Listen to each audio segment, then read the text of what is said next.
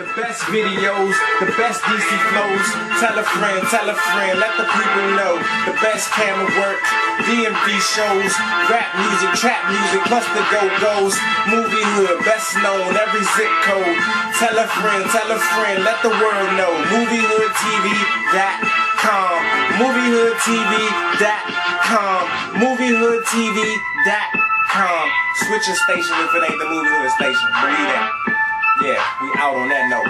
Got that? MovieHoodTV.com. He hit me up, and every time he come to DC, he hit me up. In Baltimore, he hit me up. Like he let me open up for him at the at Suddy's in Baltimore, and Improv, and like Philly. But when he called me Nick Tucker, we was in Baltimore at that time, and we was at this club. I forgot the name of the club, but we basically took a picture. We took it was like me, Antoine, and our other homegirl, and took a picture. He posted on IG. He posted on IG on his page, and it was just this caption. He was like, "Look at this Nick Tucker looking ass nigga," or something like that. And and basically, I was laughing, and then I was like, "Who's Nick Tucker?" He said, "Shoot, Nick Cannon and Chris Tucker had a baby, took a shit, and created you." He's actually a genuine dude. He showed, when I ran into both y'all, he showed me nothing but love. He even offered to take me to VIP and club with him. Yeah, that's good. So yeah, that's my man. He always invite me to his birthday parties and his Christmas parties. I see you at the Christmas party. I've been waiting to get my invite too. You know, I've been the biggest Michael Blackson fan. Yeah, okay. But there ain't no rush on that. We'll see something. Yeah, speaking into existence. We seen you had a little problem with Young Jock. Okay. We seen you in the shade room. Young Jock came to D. He came to Brentwood looking for you with the perm and everything. Like shit. So tell the people what happened. So another shout out goes to my man Sasani. It was his birthday night. It was his birthday night at Stonefish Grill on Ill Street in DC. So I was basically there for Sonny's birthday, but at that same time, Young Jock had a little thing going on there too. So you know, he put on the classics. You know, what's the song? So, it's going down type shit. And so the whole crowd was rocking. So after the club, after it was over with, I'm the type where I always introduce myself to people. That's how they always remember me. So I wanted to basically meet him. You know, we was in the same complex. There wasn't a lot of people around, and so I took advantage of that, and I met him. And so it's all good. And I asked for a picture with him. You know, we talked. I introduced myself to him, told him how I'm a fan of his music. Asked for a flick with him.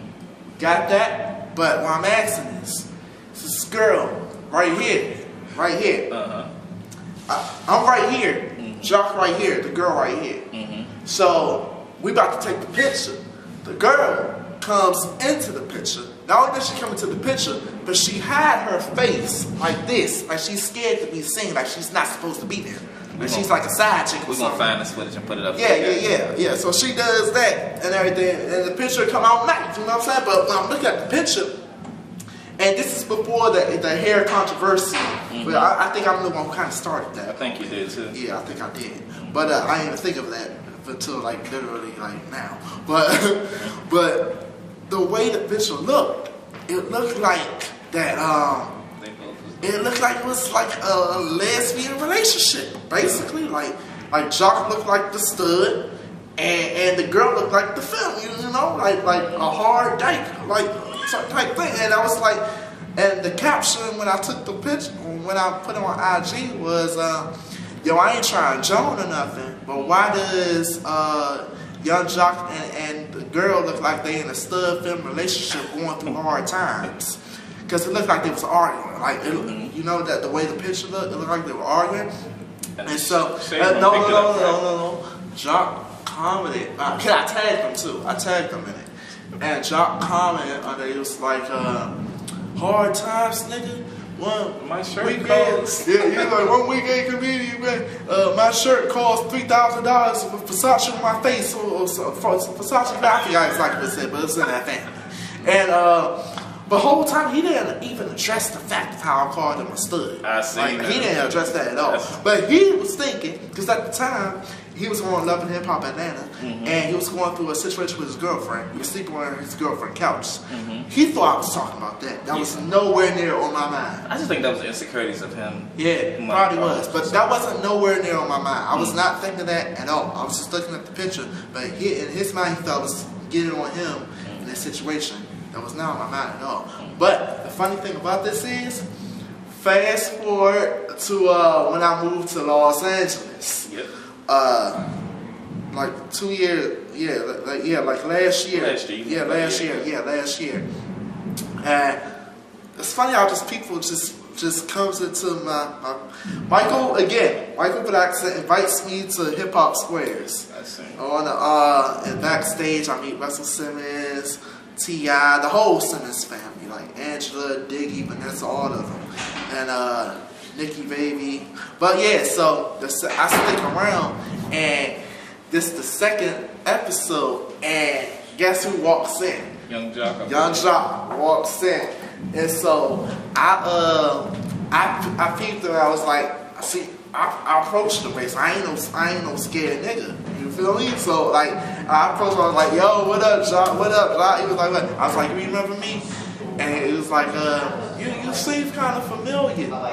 And I was like, because it's from the Shade. Remember the Shade Room incident? He's like, oh, was he mad or he took it as a joke? He took it as a joke, basically. Oh, well, we talked about that when I said you. The spooky stuff is real, right? Yeah. I'll tell you something I had to talk about. When I did, when I performed for the Plastic Cup Boys, Kevin Hart's folks, Spike and Naeem.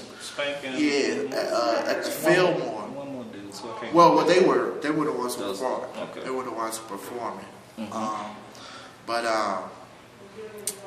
After the show, I'm walking back to my car, and this is at the Fillmore. I was walking back to my car at I parked right next to the skating rink, the ice skating rink. Yeah, So I'm walking. This is after the show. So I'm walking to my car, and these two girls come up to me. It was like, yo, you was a comedian, right? You performed tonight, right? I was like, yeah, I did. Yeah, it was like, you were real funny. I liked you. I like your set. I was like, thank you. I appreciate it. So I'm just talking, right? Well, she's talking to me, and I'm just listening. Her other friend right here, just chilling, listening and everything, smiling and whatnot. So as we talking, me and her talking for 2 minutes. Then out of the blue, she just kissed me. Out of nowhere. I'm talking about like kiss. I'm talking like that. And it caught me off guard. Then after that, they took me to the bar.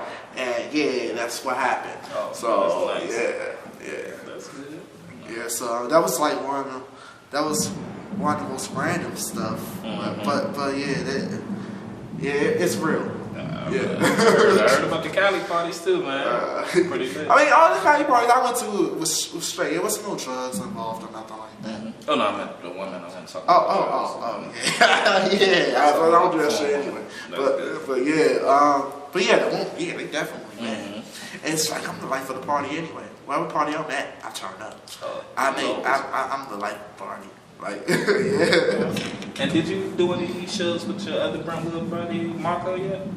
Yeah. The TK Kirkland. Yeah, we did TK Kirkland on 8th Street. But before that, though, we used to do Stonefish Grill. That's out in New Carrollton. Yeah, the one in New Carrollton. Yeah, it's two of them, at L Street and New Carrollton. But this is in New Carrollton. I actually did L Street too when Joe Cliff was hosting it, but they stopped it. But DJ Reds from WPGC held comedy night at the Stonefish Grill in New Carrollton. Mostly the lineup will basically feature Marco, me, Pat, Foots, and a few others. But yeah, it was fun. And then had our radio interviews the night before. And I always see Pat McKenton and Goofy. They always comment and show you love too. But I don't know when you ever plan on doing Oh yeah, I really, yeah. We actually me and the kid done like a couple of stuff together. Cause you know he stay out LA now, and like I know Pap out there today. Yeah, yeah, he out there too. But yeah, we were trying to make stuff happen for all four of us at the same time. But like I've done, me and Kitten done stuff like a few times. Yeah, I think I was very talented. I love watching the Kitten and Pap YouTube videos and yours too. Yeah. So that's pretty good. It's all you got any advice for the young comedians, the dudes and the dunks? Stay focused. You know, don't let no one bring negativity to you. Don't let anyone bring negativity to you. You know, just keep the faith, keep grinding. You know, and I'm gonna tell you something else. I used to be the type where I love performing for. I mean, I still do. I've always loved performing for big audiences. You know, big crowds. Like I didn't really like.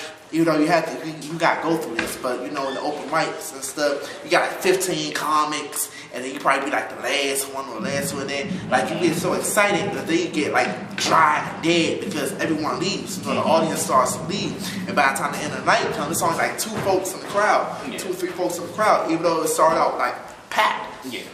I used to be the type where I'd be discouraged and not want to perform. Once you get once a lot of folks start leaving, but what changed my mind when it came to that was when I was staying in LA and Dave Chappelle came through at the Comedy Store at like 2 a.m. You posted that on, I seen you posted that. He came to the Comedy Store at 2 a.m. and it's only like 2 folks in the crowd and he still put on the show. And that's what changed my mentality about performing for. You never know who's in the crowd and who needs to be uplifted with laughter. So it don't matter how many people in the crowd, still perform like you're performing for a packed house. And that's one of the biggest things that I can really say when it comes to that. And always be yourself. Always be yourself, yeah. Even in your comedy now, it's like that's the same. Same one. Yeah, I'm just always myself. Yeah, my style is different too. Like, at least I ain't know, but people tell me that. But yeah, my style is just I've been trying to go to a comedy show. I still ain't go yet, but hopefully one day. Yeah, I basically just talk about my life, my size, you know, I'm skinny and shit. But I mean, I'm just small bone, but I talk about that. I talk about what's going on in the world. I talk about the venue that I'm at, you know. So that's basically what it is. I incorporate like old school shit. Like I'm an oldie but goodies person. Like I like the Temptations and stuff like that. So, but yeah, I just have fun. I just have fun when I'm on stage. Which comedian do you think you're similar to?